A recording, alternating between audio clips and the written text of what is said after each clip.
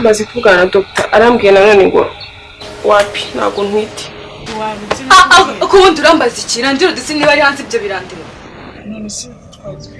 Twari twishyura amafaranga yanjye sinyafite. Naho njya. Ntaho uri bute? Naho njya.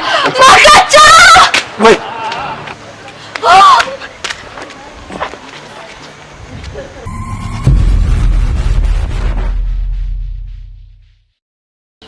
Akindaya mwabaye mute mwagiye mutekereza. Twabaye duti. Wese kudatekereza iyo ugiye kujya mu maguru yazo. Uwo muganga wo kurubizi neza ninde? Ko nta mu docteur. Oya. Bivuga ibyo by'abadocteur. Shaka umuganga wa Kinyarwanda. Bakubwi wasenze Imana ikagura ubyaro kareka kujya mu babo. Iyo Mana se nagituze. Iyo Mana wowe uri gusenga buri munsi nagituze. Tugomba kujyayo reka tugerageze. Ibintu bavuze ni ukuri. Bavuze yuko abastari benshi kugira bamenyekane bakoresha amarozi. Ariko noneho abastari bo muri Kigali babaye bate?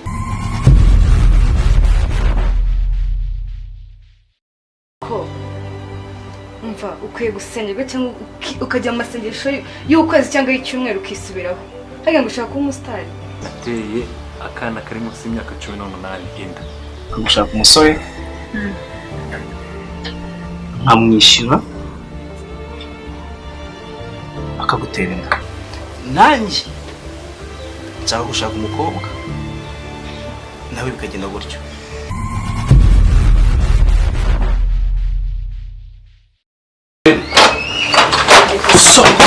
Ndabona igihe wahereye uvuga ubusa. Umuntu yakwiyora yagwaye akanya nagwa iminota 3 uvuza iminota 40.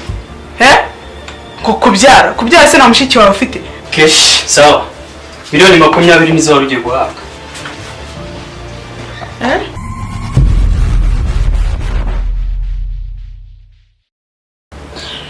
Makaca kunzi yuko kuko wandemewe kubera icyo utinda kubonana naye.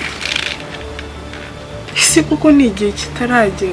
Kuko kapapa karaho ngo Makaca kandi nta nubwo amuzi ni kuri televiziyo Makaca nta nubwo azi ko karaga koga kanavutse ako karasaze ubundi nkawe style muzapfa mu mvugo no mwirwa mutesha abana b'abandi mitwe.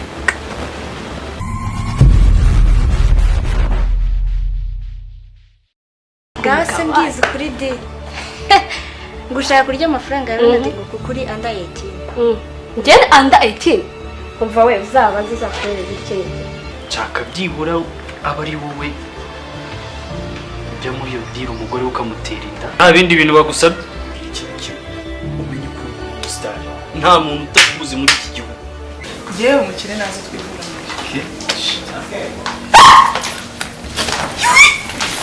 Maka ni wowe.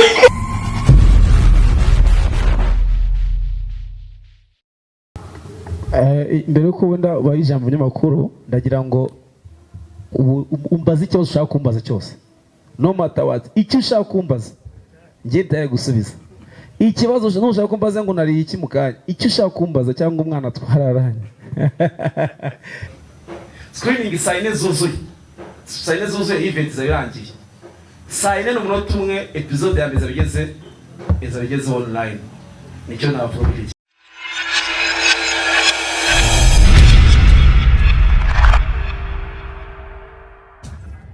Ngira ngo none tugakomereza aho twaratangiye. Ngewe nitwa Habiyambere Jean Baptiste, maze kwivuga kenshi cyane imbere ya microphone zanyu, maze kwivuga kenshi imbere y'amakamera yanyu. Ariko nubwo Jean Baptiste ariyo mazina neswe n'ababyeyi ku bundi nitwa Bahati Makaca Black Scorpion umuheburayo. Ninjye umuheburayo wenyine usigaye kuri Nose Nyagasani nkunda kwibwira abantu bakabiseka. So rero ndabashimiye first of all ku butumire bwanjye mwitabiriye.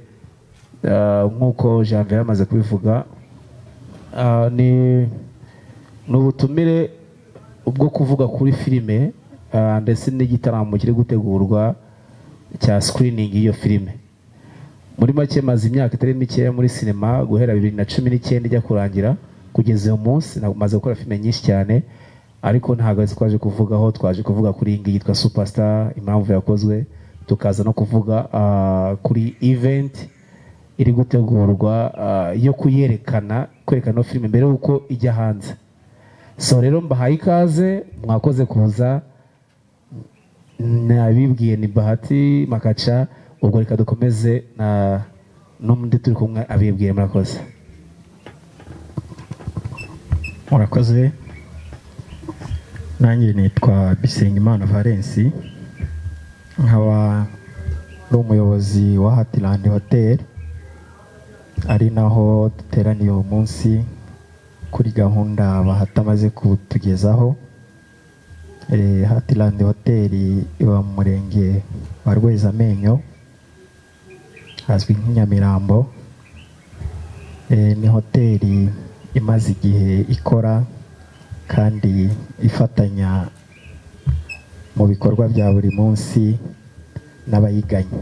Muri urwo rwego rero turi aha ngaha, ibindi birenze ibyo turaza kubiganira umwanya turi bumarana. Murakoze.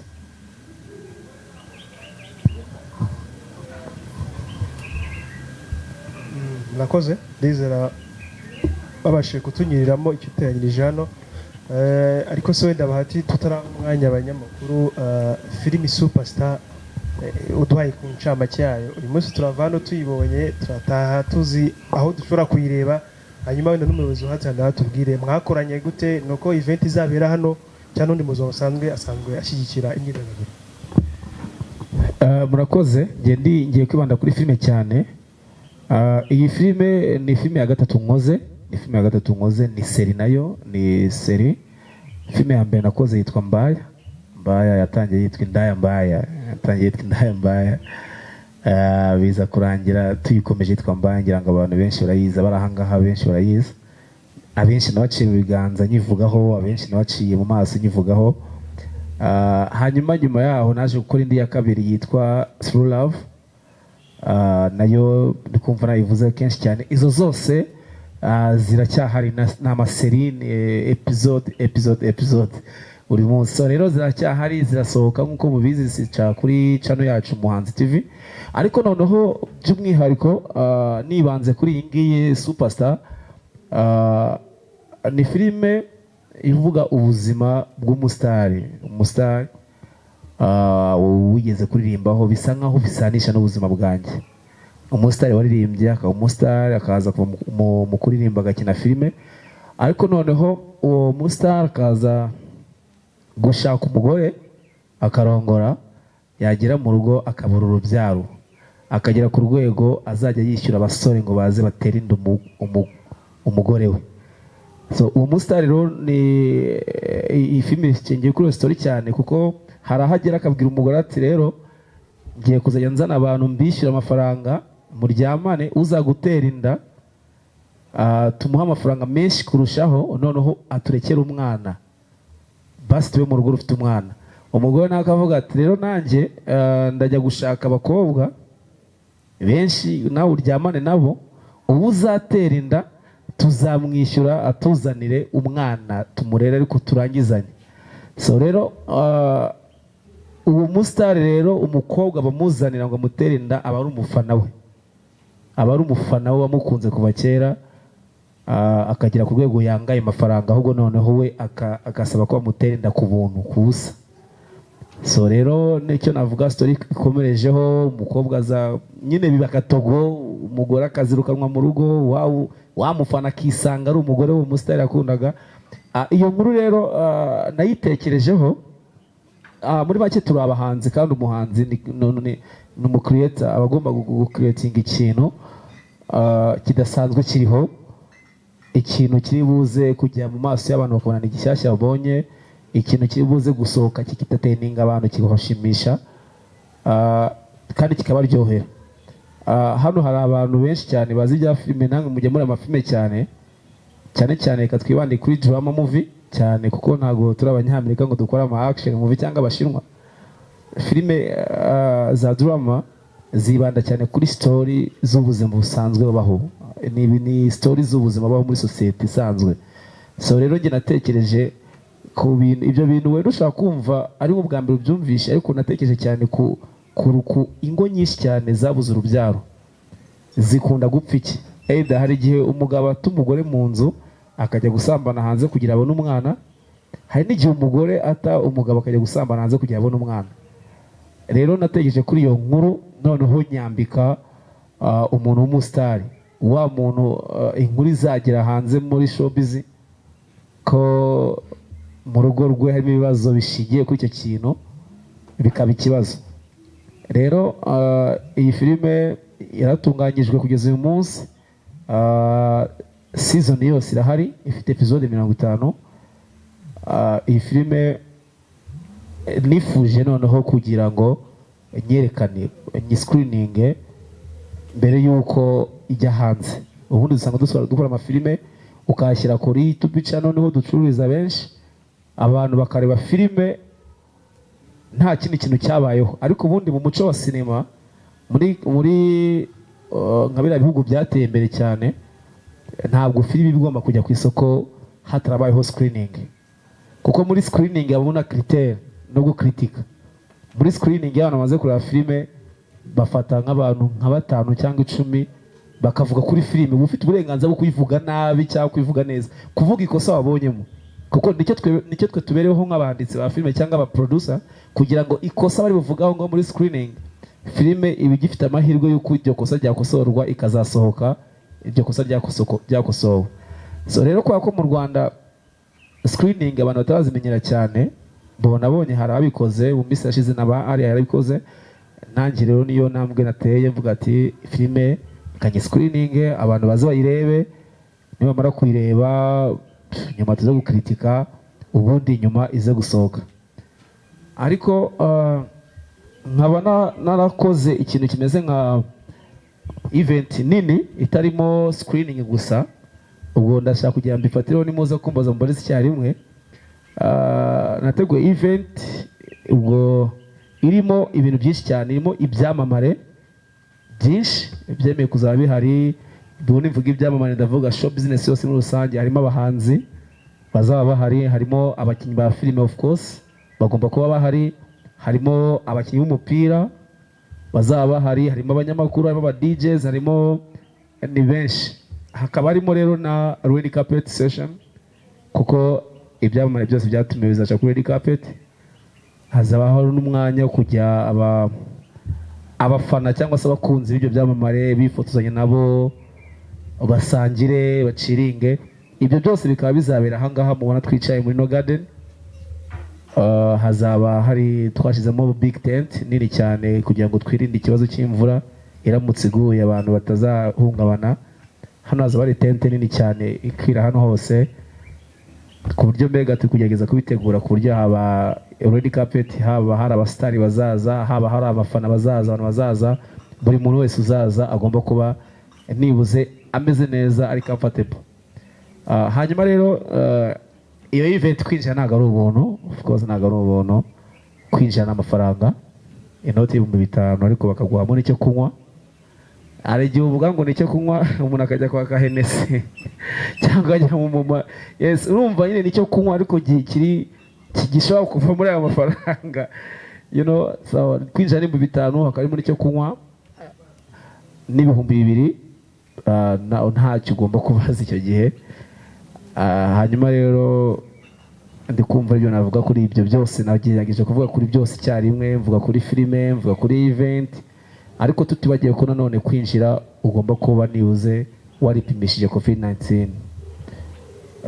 Ikindi nibuze ufite n'urukingo rumwe, one dose imwe nibuze, kugira ngo dukomeze twirinde icyorezo cya COVID.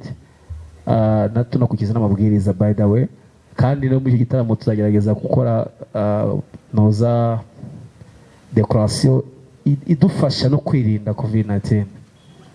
So ndikumva naba mini aho ngaho, murakoze cyane.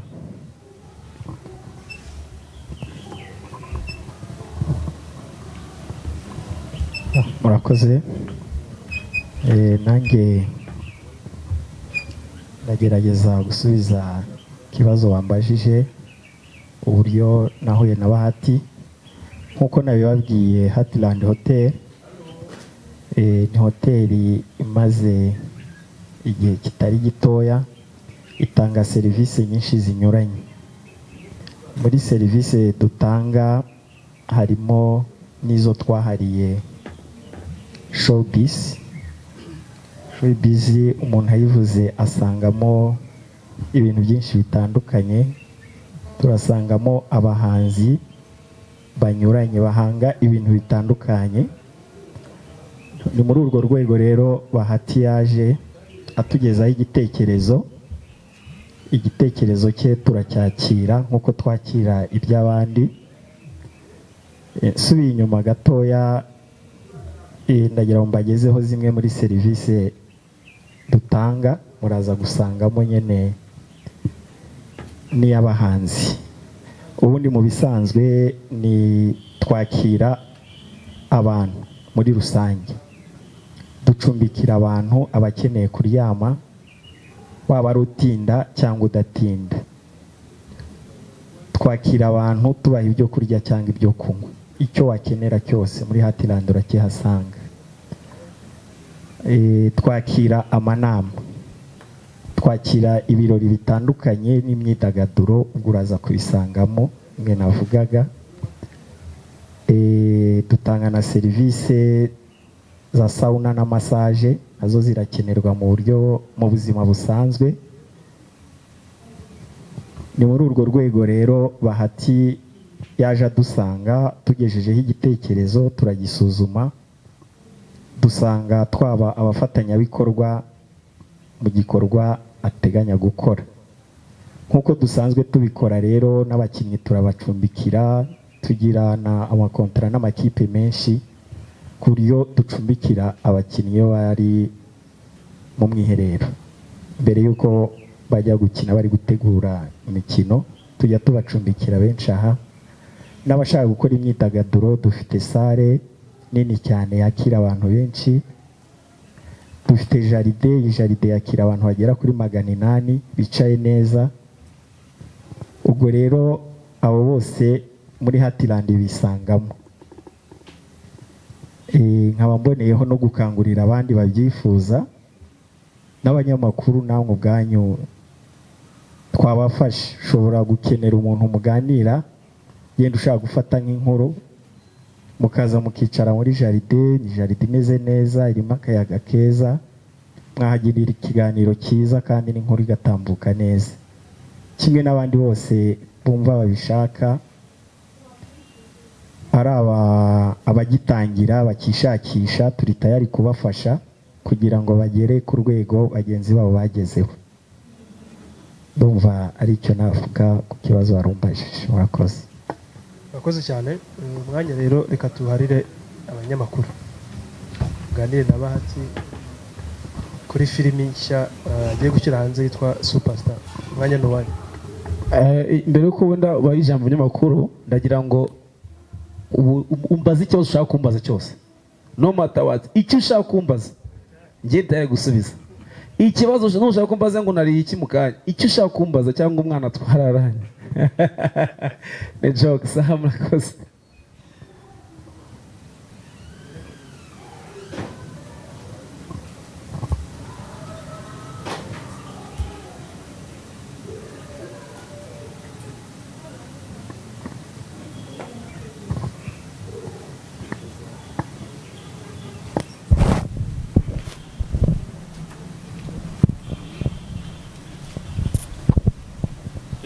Murakoze. Nitwa New Mix, nkaba nkorera igitangazamakuru bita Kigali 250. Wavuze ko ugiye gusohora filimi nshyashya. Ese iyo filimi ugiye gusohora irakuraho izo rusanzwe ukina, uzakomeza ubifatanye, uzabikora gute? Ese izaca kuko twari tuzi ko izo wakinaga zica ku Muhanzi TV, iyo ngiyo nayo izaca ku Muhanzi TV? Icyo nicyo kibazo nari mfite. Murakoze. Waretse najya nsubiza kimwe ku kintu nakwibagirwa. Ikibazo cya barumbajije ngo filime muze shyashya ngo izakuraho izindi. Ntabwo izakuraho izindi, kuko njye mfite ubushobozi bwo gukina filime nk'igihumbi mu mwaka. Ntabwo n'umudirector wese wanshaka umwanditsi najya kumukinira. Icyo nkora ni iki, ngerageza kumanaginga time ya Superstar, ya shooting ibitandukanye na time ya True Love, ibitandukanye na time ya Mbaya. izo zose zirahari, True Love irahari iri gusohoka, Mbaya series irahari gusohoka, ndetse na Superstar irahari. So rero zirakomeza, ni imwe muri projet igiye kujya mu zindi. Hanyuma icyakara babajije ngo mbese zakunze guca ku Manzi TV. Iyi filime ntabwo izaca ku Manzi TV nk'uko bimenyereye, kuko iyi ni projet nakoze, ariko iza guhita igira nyine umuntu uyinyarutsa arikubita yibangura byaganje. Nk'abagabo mwe content ni danje murabizi, sibyo? So filime rero hari umuproducer ubu tuvugana iri kujya mu maboko nuko bitaramera neza cyane, niyo mpamvu ntabwo nemerewe guhita mbivuga kano kanya izaca, ariko ntabwo izaca ku Manzi TV gusa. Mu minsi iza mbere yuko event iba, mbere y'igihe cyo kwerekana kigera, tuzaba twagisha kubabwira ahantu filime bazayirebera. Yes, ni mix ndikumva wanyuzwa. Yeah. Okay. Murakoze, ayi nitwa Moses Iradukunda, bara ku Isibo TV. Nashakaga kubaza Bahati ku binyobwa bimuri imbere niba yarabaye umusogongezi cyangwa hari ubundi buryo bari gukorana nabyo, ko no ku mabana ari inyuma nibyo biri. Andi cya kabiri, muri filime yawe hari abandi basitari bazagaragaramo cyangwa ni ubuzima bw'umusitari umwe ari we wowe uzayikina kuva itangiye kurinda irangiye? Murakoze. Okay, nyihera ku kinyobwa ni Bazooka, ntabwo muri kuyibona imbere yanyu, ariko musanzwe ngiye nsanzwe nkorana na Bazooka ku bantu bakurikirana filime muri ba series. Ngira ngo Bazooka tumaze umwaka ugiye gushira dukorana, tuyamariza n'umwe mu baterankunga aba filime dukorana nabo. So rero birumvikana mu gitaramo cyanjye bagomba kuba barimo. So rero uyu munsi navuga ko ni nabo baterankunga bakuru mfite ba event yanjye, ariko harimo n'abandi, harimo na Mika Fashion, harimo n'abandi tujya kuvuga. Gusa Bazooka ariyo muterankunga mukuru, hakaza Mika Fashion, nyine bikaba murabizi ku kintu cyo twabikira abastar kuri carpet tayari, bari tayari. Kuba buri musitari wese natumiye azaca kwa Mika amuhambi kubona cyo kuri carpet. So nubwo rwego rwo mubona Bazooka ahangaha nuko ari guterankunga mukuru muri no event. Ikindi warumbajije cyangwa kimeze gute Mose? Ntabwo inyangira amazita. Yes. Muri filime n'abandi abandi basitari. Muri filime mu by'ukuri main actor ni jewe ukina ndi superstar, kandi kuko ndi superstar ubihakana mwe ugiye narenze ku mustar bro. Natangiye umuziki mu 2008, ndawukora ndangiza na 18 nyiri kuri n'uyu munsi njya muri sinema ndabayoboye. Ninde mu acteur muzi undusha gukina mu Rwanda? Umusore. Simujye muri comedy, simujye mu basaza, mujye mu basore. Nawe nije superstar muri filime. Ariko harimo n'abandi basitari benshi bazagenda bagaragaramo, ariko batari aba men, imeze ikoretse nka mu buryo bwa ruza bwa Empire. Urabona Empire rushasira niwe Empire musitari niwe main actor, ako agenda azamo Batman, hazamo bande bose bagenda bacamo niyo baje bacamo. So ni kino film beze hazanye baca mu star, nka episode imwe akaza star umwe usanzwe uzi akanakina yitwa ivyo ko harimo n'abarimo nka Mama Jide Black barimo, urumva. So n'abasineaste baba star barimo, uko episode igere soka bakajya n'ibintu. Yes. Okay, murakoze. Nge nitwa Bona, nkora kuri Genesis TV.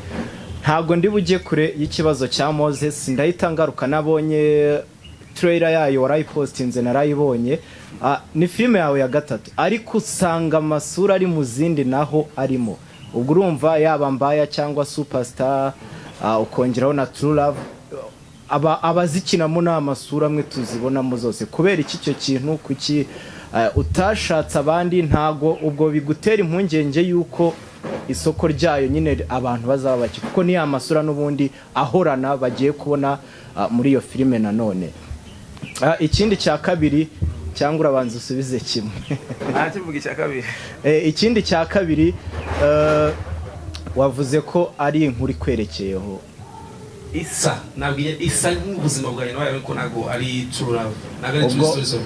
Nayumvishemo nk'ibice bibiri, harimo ibyo kuba warabaye umuhanzi ukabivamo ukajya muri filime, byo byarabaye turabizi.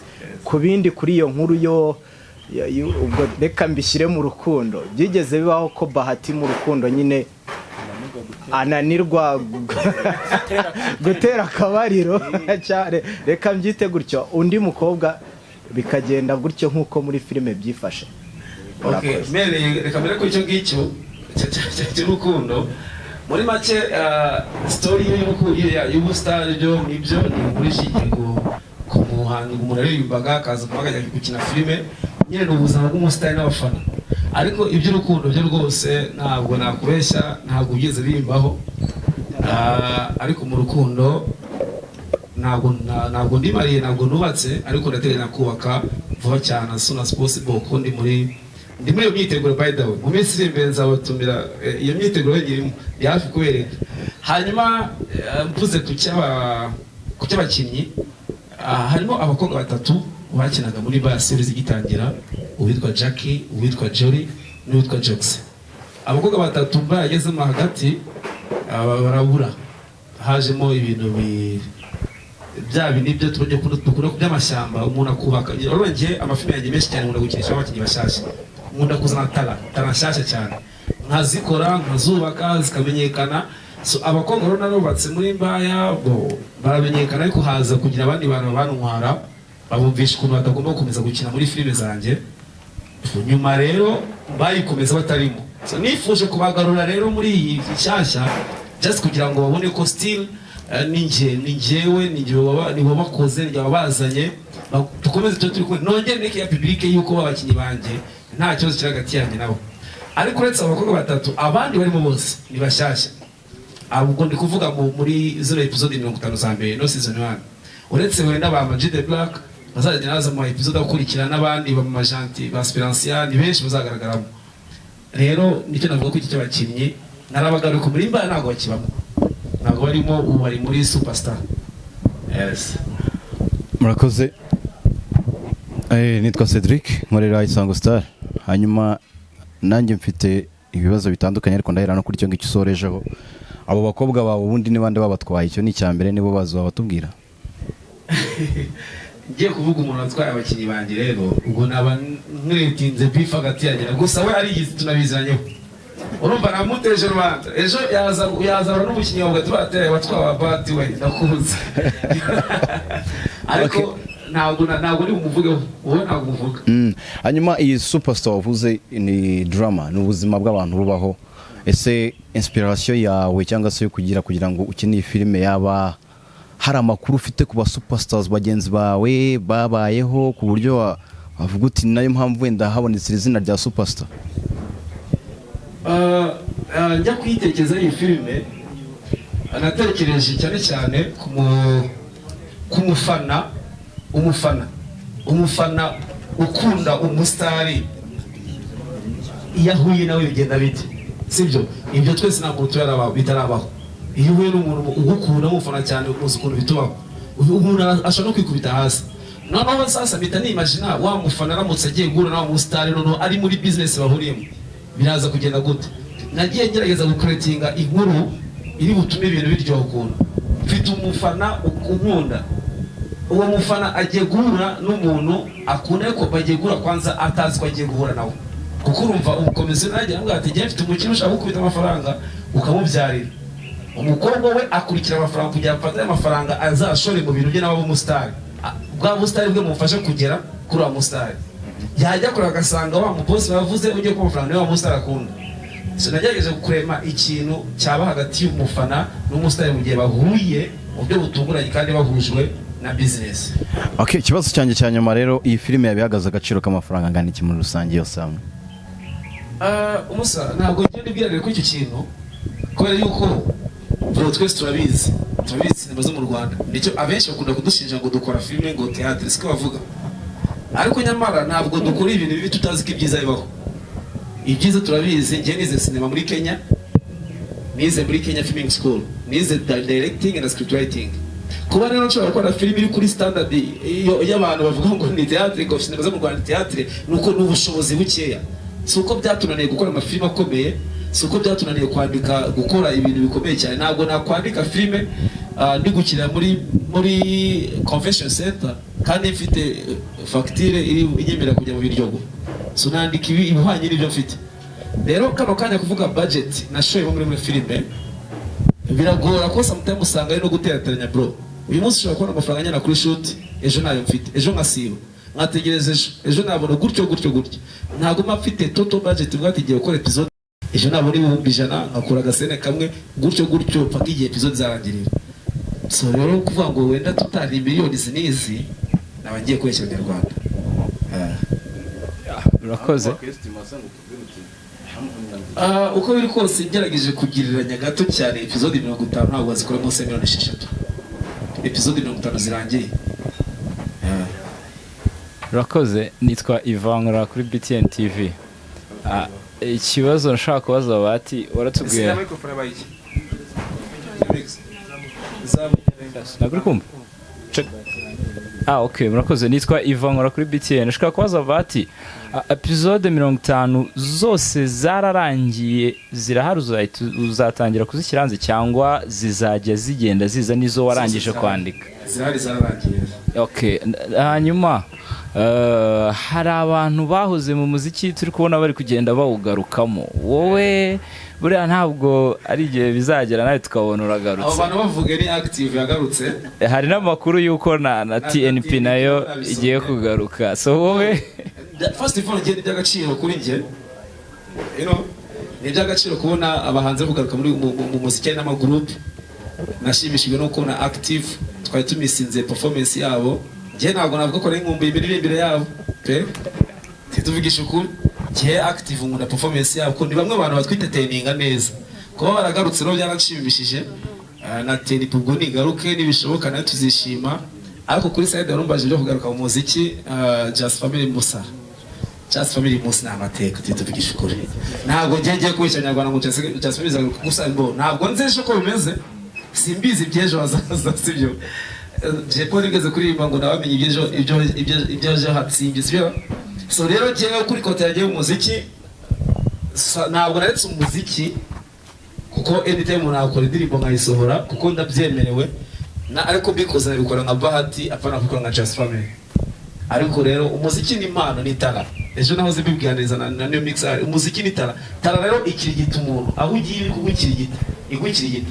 Hari umunsi umwe nzajya kumva ngo bahati asohoye indirimbo bivugiye imbere y'itangazamakuru, sinigeze nsezera umuziki, sinavuye mu muziki. Ejo batazama ngo bahati yagarutse mu muziki murimo. Uyu munsi numbe mu gitaramo cyawe naza nkaririmba indirimbo za Just Family, sinzemerewe.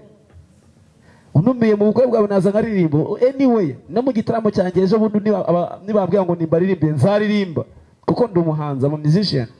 Sinigeze nsezera, ubwo nibinkundira nkumva nkabona mbona umwanya nzabikora. Gusa impamvu ituma nabikora n'umwanya, mfite umwanya muke.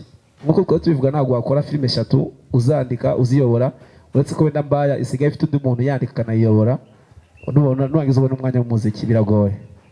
Tukiri ku cy'umuziki uhise unyibutsa ubwo wakoraga iriya filime uheruka mu kiganiro twagiranye wambwiye ko ufite album yanarangiye, ko ahubwo ugiye gusohora indirimbo imwe kuri imwe, kandi ndakeka ni umwaka ushize. Ahubwo bite bya ntiyaba yarabaye oya album ndayifite pe nanga muri telefone yanjye mfite indirimbo ndazifite for real ndazifite. Ariko ikibazo nabwiye ni umwanya nabivuze, ariko nagize ikibazo cy'umwanya wanjye ujya mbona umwe bati ngiye gusohora indirimbo nkore media tour nzenguruka ahantu hose magere, kuko umuziki nawo bisaba kuba umwanya. Icyo kintu cyaranizagawe cyarananiye mu buzima cyetse ni muri management ikajya bimfasha. Urakoze. Episode 50 murateganya kuzisohora gute ndetse no kuzicuruza gute kugira ngo ahagana he nyine ubwo niko ndi kuvuga, kugira ngo bitazaba nka album yafata ku mavuta twategereje kugeza na n'ubu ngubu? Ugereranyije ibintu bitagerekanya nyine ufata ku mavuta n'umwe ari n'umuziki arimo. Njye ni filime ni seri nuko zitwa Superstar. Episode 50 zirahari zarakoretse ku bantu bashaka kugira ngo babyemere neza bajye. Ubundi nari nzi ko ndi bubereke ndi gukora aga screening gato cyane ka trailer mukayira ko irahari, ariko byatugoye ukuntu gusa trailer irahari. Abajya kuri Instagram yanjye Bahati Makacha bahita bayibonaho Superstar iriho trailer yayo. Hanyuma no kubizasohoka ni bisanzwe brother, ntabwo nase ngubwirengezanya gusohoka kuri Netflix. Oye ntabwo nese tuzayisohora kuri channel imwe mu channel ari hano muri Kigali inazwi rwose cyane irazwi. Ni hizatangira gusohoka, kandi episode ya mbere izasohoka ku 19 hano turi muri screening saa 4 zuzuye saa yine zuzuye event izaba irangiye saa yine n'umunota umwe episode ya mbere izaba igeze online nicyo navuga kuri iki kintu. Murakoze, nitwa Arnabi muri Radio Gen TV. Nshaka kubabaza, hari imishyitsi muri sinema bihari bakapasa TV n'abandi batandukanye. Uyu munsi Bahati Makaca isoko rye iyo arirebye twabonye Mbaya iza episode imwe ibihumbi 100, nyuma yaho ibihumbi 20, ukabona ko abantu na rukundo bakifitiye kuri Superstar ho. Ni iki wakoze kugira ngo urwo rukundo abantu baze bagifite kandi Superstar izabashe guhangana na Citymaid, bashe guhangana n'izindi filime, kuko urumva ni filime zamara igihe kirekire episode 50 cyangwa na nyuma mukamuzakomeza? Ni icyo uzakora kugira ngo ubashe guhangana? Umbaje ikibazo cyiza byatara nanagisobanuriye n'abantu bari, reka nyivuge kuri side nsubiza abasineaste cyane bari gukurikira ibiganiro. Rimwe mu banga rituma seri ikomeza ikamenya imyaka myinshi cyane ni uguhindura abanditsi. Iyo ukomeje kwandika seri rumwe bigira bikagucanga ugatangira kwandika ibintu bisa cyangwa ugatangira kugarura ibyarangiye. Ibyo bintu byambaye muri Mbaya nyiyandika ntangira kujya nandika ibintu nanjye ngabona ko bisa, ubwonko inkuru n'imwe none kuyidevelopa ikibazo nibwo abantu batangiye kujya babona ko biri gusa. Ariko nyuma umuti nakoze icyo nahise nkora, nahise mpindura director, mpindura umwanditsi, fata undi musore witwa Arafat mu cineaste ramuzi, niwe n'umwanditsi yanditse amafilme menshi ikomeye. Uyu munsi niwe uri kwandika Mbaya, kuba no kureba Mbaya uyu munsi urabona ko byahindutse. So rero niyo Citymaid ruvuze nabwo yagiye ihindura abanditsi, ntabwo Ben ari ukiyandika nyine igenda ihindagura. Abanyamerika uzarega hari igihe bandika ukujya kubona seri yarabuze kuko bo abanyamerika ukuntu bandika season, uwanditse episode ya mbere ntabwo wandika episode ya kabiri, uwandika ya gatatu se wandika ya kane, uwanditse iya mbere ashaka kongera kugaruka mu ya karindwi, gutyo bigatuma episode. Ariko ibaze ko nabo bagira ku rwego bibananirwa gukomeza kwandika bakabihagarika, nkansi twiga abanyarwanda no tutungishakisha. So rero iryo gusa nihinduye. Hanyuma kuri Superstar rumbajije naho niyo system nzandika episode 50 zirane zanditse n'ubu mu gitabo hari n'izindi 50 zizakurikiraho. Ariko ntekereza ko nimara gusoma episode 100 zageze hanze nzahita mpindura umwanditsi, nkatashaka umwanditsi n'umu director agahita akomeza ya stories tiri kugira ngo bize byahindutse. Ntabwo nzongera kwiharira filme ngo nkomeze nyandike. N'ubu tuvugana turavu ndi gushaka umuntu yikomeza kugira ngo story ihinduke. Yes, nibyo banga nicyo navuga. Ku isoko dufite mu Rwanda hari YouTube, hari na Zacu TV. Uyu munsi Bahati iyo wirebye kuri YouTube bamaze gufatisha, ariko se kuri platform dufite kuri Zacu ko uyu munsi Bahati yabasha kuhagera product ufite? Ese uyu munsi Bahati yatagitinga RTV, TV10, TV1 bitewe n'ibihangano ufite kugira ngo uvuge adashaka umushoramari aze ice kuri YouTube birangire? Kuko tuzi neza ko hari n'abantu bari buzinganjwe bifuza kureba filime bafite YouTube. Icyo kintu cyo ugikoraho iki mu myaka 2-3 maze muri sinema? Icyo kintu cya Zacu TV of course ni platform nziza, ni platform abantu bakeneye, twese turayikeneye, nanjye ndayikeneye. Ariko ntabwo nigeze kujyana ibiganiro nabo, ntabwo nigeze muza nabo. Sometimes business ni ikintu cya mbere, iyo uganira n'umuntu mugahuza murakorana, iyo mudahuje ntabwo mukorana. So rero igihe nikigera ubwo bakabona ko bakeneye ko dukorana tuzakorana. Ni kimwe n'aya mateleviziyo uri kuvuga bro, iyo ugiye kubwira umuntu wa televiziyo zose abantu bafite amateleviziyo mu Rwanda turabizi, hano hari BTN, hari Isango, hari Isibo. You guys turabizi amateleviziyo mu Rwanda iyo muri kuganira kuri business ya filime bashaka kwibahera ubuntu, ntabwo bamenya ko washoye izo miliyoni 6-5 ashaka kuyimuhe ayerekanira ubuntu agategeza kuri kumukorera promotion. Ntabwo filime ari indirimbo bro. Nje ntabwo ndi kurwego kuba nafata filime yanjye ngayitangira ubuntu ngo nuko nashishe kuri YouTube, no. Ariko nkuko mbebaze kubikubwira, igihe kizagera babona yuko bakeneye izo filime, kuki se tugomba ku approachinga nabo bakeneye ku approachinga, kuko nabo bazikeneye kuko tubakeneye. Kuko iyo umukino ukajya kumureba nongeye mbisubiremo, akumvisha ukuntu n'amafaranga, akumvisha ukuntu yerekane ku buntu ngo ari promotion agiye gukorera. Kandi nje ntabwo nkeneye promotion, nkeneye gucuruza. Kuri Zacu TV nabivuze no ku mateleviziyo asanzwe nabivuze. turasoje kandi niba n'usigaye utabashije ariko turasoje watwibutsa gahunda ku 19 duteye nyuma kubisaba twitangira. Okay, murakoze. Nizere ko namwe twaniganye ijambo ariko nizere ko nawe usigaye atambajije. Okay, ndikumva ndi kuba nawe reka nongere nongaruka kuri event nkuko natangiye bivuga. Ni tariki 19 uko nabivuze ni kwa gatanu w'ikindi. Uyu munsi ni kwa gatanu ubwo event sa kwa gatanu w'ikindi. Izabera ahangaha turi muri ino garden ya Heartland Hotel. Ahangaha turi rero hazaba ari big tent, simugira ikibazo cy'imvura, hazaba ari big tent, hazaba ama screen abiri manini tuzareberaho filime. Hazaba ari red carpet nabivuze dutangira, hazaba hari abastari benshi banyuranye. Kuki abastari ndi kugira nsohora umwe ku wundi, ntabwo niyo mpamvu renze kuvuga nonaha kuko mvuze navuga abo maze gushyira hanze ama artwork yabo. Ubwo maze gushyira hanze Esperance yamaze gushyira hanze Papa Cyangwe, abazaba hari mukanya ndashyira hanze Rag Ibyiringiro Rag kungeze muri football, azaba hari benshi rero banyemereye bazaba bahari, ntavuga kano kanya ariko ejo bundi ibiganiro yandukorana mu media tubanzakora nzagira mbavuga bagarukaho. Ni kwa gatanu rero kwinjira ni 5,000 nabivuze, ugahabwa icyo kunywa ni 2,000. Abasitari bose bazacukura red carpet ahangaha gutya ku murongo yicara, umufana wawe ukunda mwifotozanya.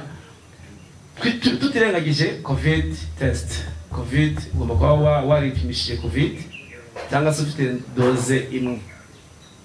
Ikindi rero naha wenda manager Heartland nawe akagira icyo avuga adusoreza kuri cyo kukiganza twagira. Nakoze.